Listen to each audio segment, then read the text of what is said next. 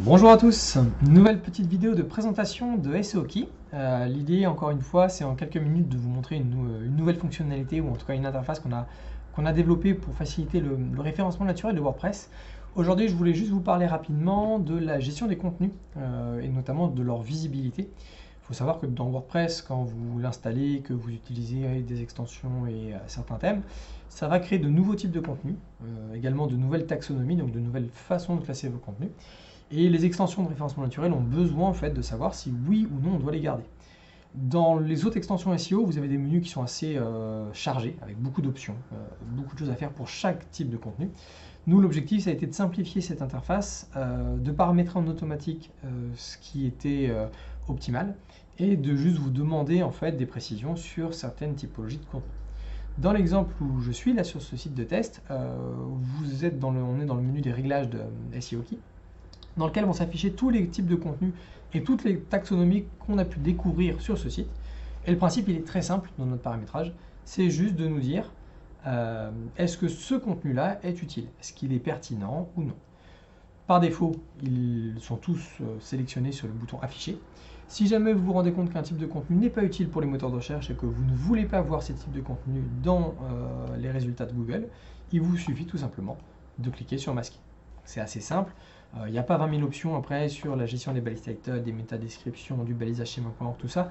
On simplifie pour aller vraiment au plus efficace. Et si jamais vous avez un doute, puisque peut-être que sur un contenu, vous ne savez pas si c'est un contenu qui est utile, en survolant la petite infobulle, on va vous donner un exemple de contenu. Donc là, vous voyez, j'ai un contenu test, il me suffit de cliquer dessus, et ça va m'ouvrir ce contenu de test directement en front office. Et comme ça, je vais pouvoir tout de suite me dire, tiens, est-ce que c'est un type de contenu qui est utile? Si oui, je le garde, sinon, je vais tout simplement le masquer. Ça, c'est notre réglage pour tous les types de contenus. Vous avez la même chose pour toutes les taxonomies, donc toutes les façons de ranger vos contenus. Donc par défaut, vous avez notamment les catégories et les étiquettes, mais vous pourriez très bien en avoir d'autres. Et enfin, on va vous demander pour chacun de vos types de contenus qui sont en haut, de nous dire quelle est la meilleure taxonomie.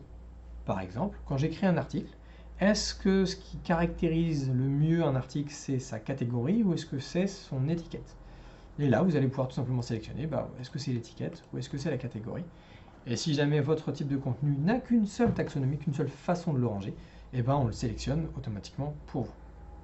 Et enfin, vous avez la même chose pour les pages auteurs. Est-ce que vous voulez les garder ou ne pas les garder? Est-ce qu'elles ont un intérêt pour vous en référencement naturel? Donc on allait vraiment au plus simple. On désactive aussi, c'est pas affiché sur cette page-là, mais on va désactiver aussi vos archives par date. Pas besoin de vous donner une option pour quelque chose qui de toute manière est néfaste pour votre référencement naturel.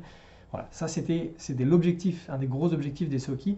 C'est pas uniquement cette capacité à auditer votre site en entier, mais c'est surtout à rendre l'interface beaucoup plus simple, beaucoup plus épurée, de manière à ce que vous puissiez paramétrer un SEOKey de manière beaucoup plus rapide, sans vous tromper, avec des conseils pour vous expliquer voilà chaque type de contenu, chaque taxonomie, qu'est-ce que c'est, est-ce que je le garde ou est-ce que je le garde pas.